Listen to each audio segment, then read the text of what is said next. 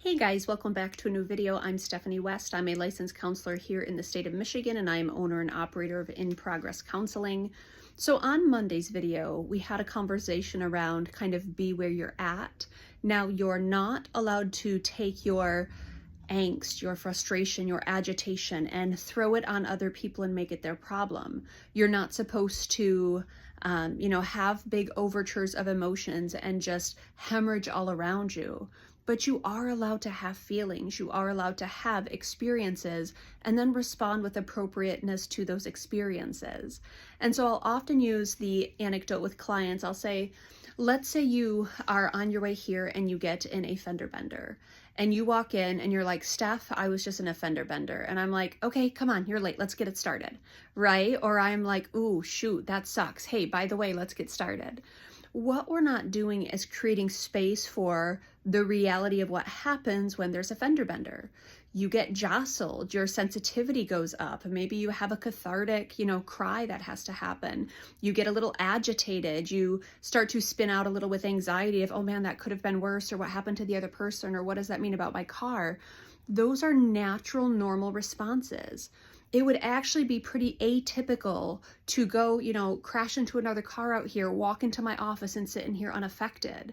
I think both of us would be like, hey, there's something off here, because there's no way you're unaffected. That was an inconvenient or even a hurtful thing that just happened, a harmful thing that might have just happened. You're allowed to respond to that reality. And so earlier today, I was chatting with a client, and there's been a whole host of hard things that have gone on lately.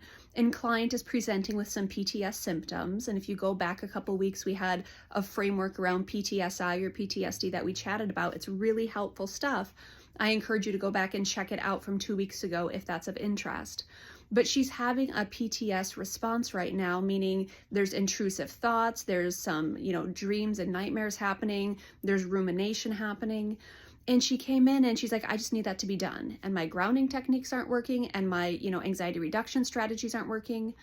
And then we kind of surveyed what's gone on the last 2 months, and we're like, well, right, because your infrastructure's been shattered. And if we're not allowed to just sit in that reality a moment, how do you expect anything that's grounding or anything that's symptom management to work? Your entire infrastructure has been jostled. You've been in this fender bender. You can't be unaffected. There will be emotions and responses to that.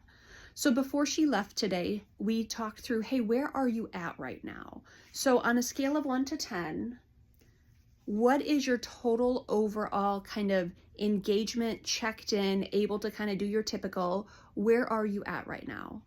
And she said, honestly, I'm at about a 4.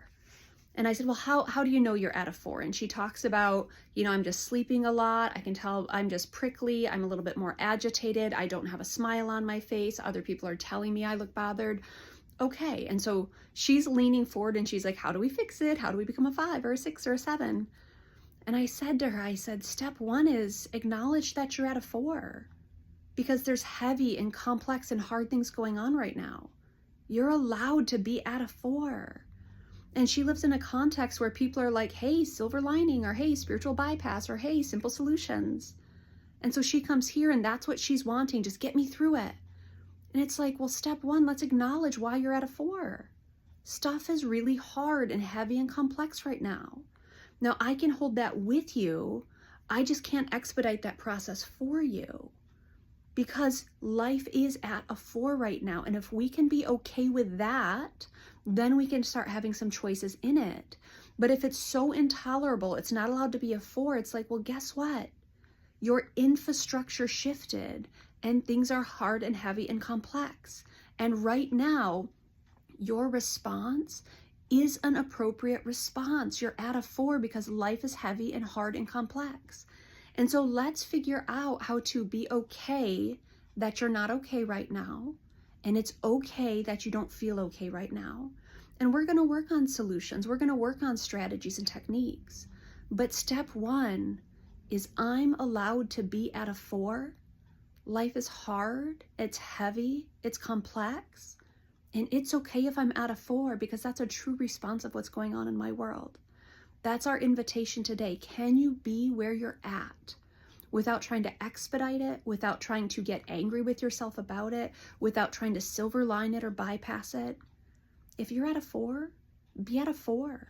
That's A-okay.